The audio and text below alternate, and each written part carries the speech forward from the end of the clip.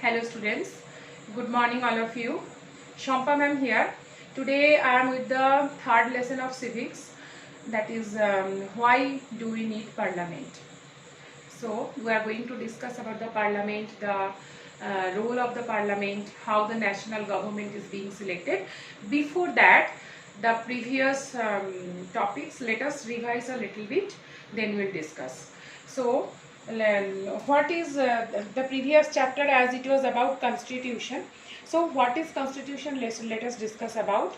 It's a written document in which we find the rules and regulations to run a country, that is constitution. Even not only the rules and regulations for the government, the fundamental rights are also being included for the citizens.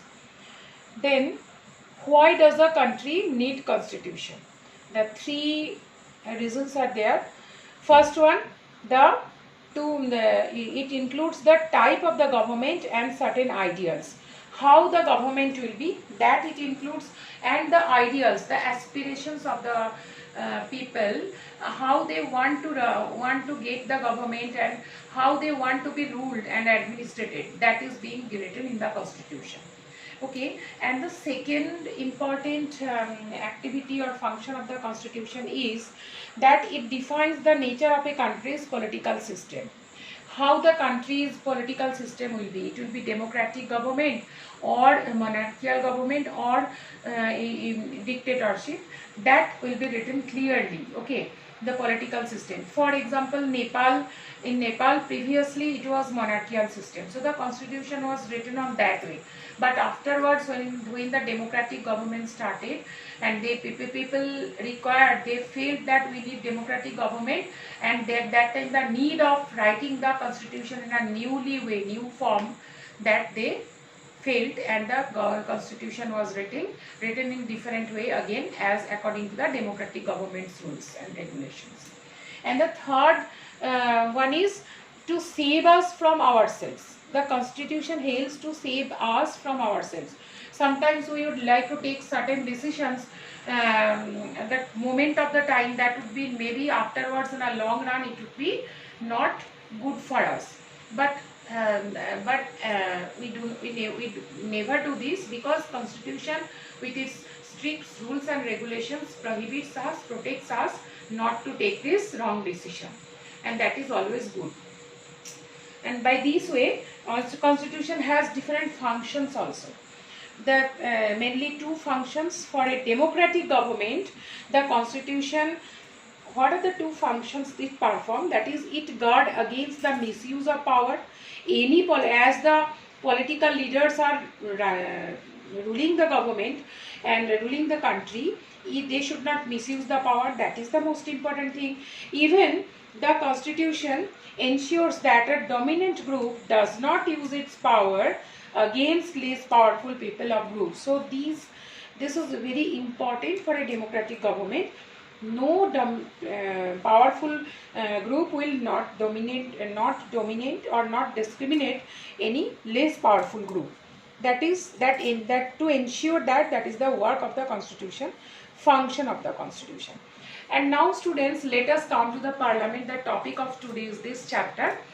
As India is a democratic country, and we the people, in the preamble it is being written the first, we the people, we choose our representative to run the government, and that is why it is very important to be clear, get the clear conception about the parliament. What is parliament? First, a parliament is an elected system of government. By choosing their representatives, the people form the government and participate in the decision making process, thereby upholding democracy. So parliament is a system where the president, where all the elected members and the president and all elected members and the presidents, they together they run the government, and they, by this way, they take the proper decision how to continue the country, how to rule the country, how to administrate the country, and by this way democracy is running properly. Okay, so The Indian National Congress in 1885, all of you know that 1885 Indian National Congress established. That time it demanded that there be a elected representatives in legislature, because that time the Britishers were there and in the assembly there was no elected representative. So they demanded that, and to ask the questions about the budget and all these things. And the Government of India Act in 1909 allowed some elected representatives in legislature. In 1909, after this demand, the Government of India Act was formed, and in 1909, some elected representatives were being kept in the assembly to ask the questions by the British government. They gave the permission for that. Now all of you know that India laid down universal adult franchise, and we know according to universal adult franchise, above 18 years of old, each and every citizen of India, they have the power to take the election process to choose the representative. Okay, so people and their representative, that is very important for a democratic country, how the people and their representatives are being chosen. The individual and the citizen are the most important person for a democratic country, and the people would elect their representatives to the parliament. Means the representatives, those who are being elected, they go to the parliament, and the whole system is being formed by which the country is being ruled. Parliament controls and guides the government. So this is the work of the parliament. Parliament controls and guides the government. Parliament, the elected members go, that means the representatives by us, we the common people whom we choose, they go to the parliament and they controls and guides the government to run the country properly. Now the next question again, that is the main motto of this focus of this chapter. Why do we need parliament? Parliament, I am telling again, first of all let us clear about the parliament. Parliament, first thing, it is the final authority for making new laws in the country. Whoever the members are being elected by giving vote, we the common people give vote and elect, those members go to the parliament and form the government, and then parliament makes the system through which all the new laws in the country are being made, and changing and abolishing existing laws. If any law is or rule is not good for the country, that parliament have the right to change it or to abolish it. Okay, even parliament is an expression of faith that the people of India have in principles of democracy. This faith is also there. That faith should maintain. Parliament should maintain that faith that people should believe in democracy. Parliament controls even the most important thing is parliament controls the whole financial matters of the government. Means in which part, which department, how much money will be spent, all these things are being controlled by parliament.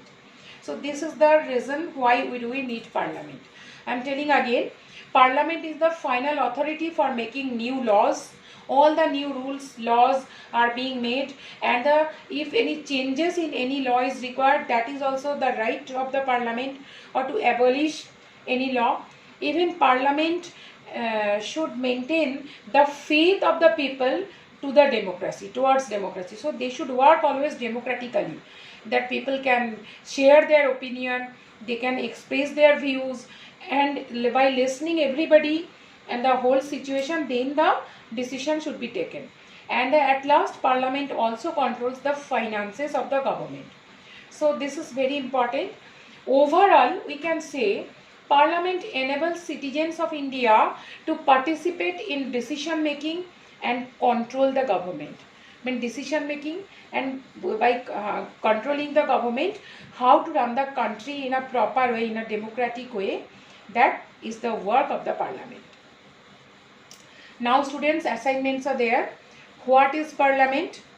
Already I told you, we discussed parliament is a system where all the rules and regulations are by the government. According to the rules and regulations, the government will run by the representatives whom we choose, and the new laws are also being formed. Even if any existing law is not good, that can also be abolished or changed. Even parliament is have the right to control the financial matters also. Then why do we need parliament?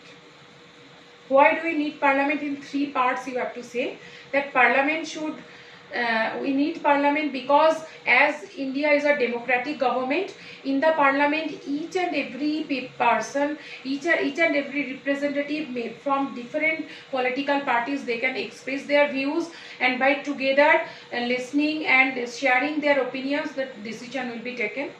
Then the faith on the democracy will be there, and the second thing, the new rules and regulations can be made, and the third one is the financial matters, to control the financial matters, to run the country properly. That is also one important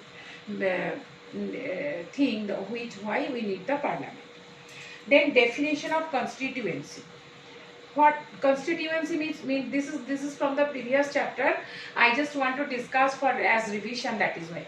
Constituency means the area, the particular area which is being selected at the time of election, and from this particular area the people from different parties, political parties are being selected for to be the representative, and then who is getting the majority vote, then accordingly they are going to the parliament, and that particular area is called constituency.